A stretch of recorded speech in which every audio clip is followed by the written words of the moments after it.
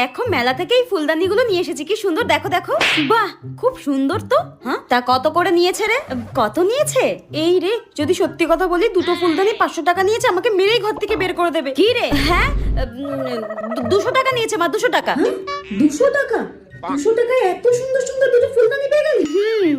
বাহ, ঠিক আছে ঠিক আছে, তুই বস, আমি তোকে খেতে দিচ্ছি, এগুলো রেখে আসে সাজিয়ে। হ্যাঁ ঠিক আছে। A few moments later.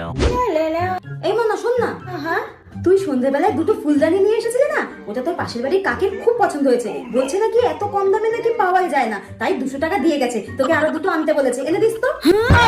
মানে কাকি আরো দুটো আনতে বলেছে? এই রে, কেন যে মিথ্যে কথা বলতে গেলাম, ওটা তো 500 টাকা নিয়েছে, এখন নিজের পকেট থেকে দিতে হবে। আরে কি হলো? হ্যাঁ হ্যাঁ হ্যাঁ, এনে দেবো এনে দেবো এনে দেবো, আমি আরো ভালো ভালো এনে দেবো। মিথ্যে কথা বলার শাস্তি তো আমাকে পেতেই হবে। এনে দিস কিন্তু, 200 টাকা দিয়ে গেছে, ড্রয়ারে রয়েছে, নিয়ে এসে দিস। এখন 500 টাকা কোথায় পাবো আমি? দেখ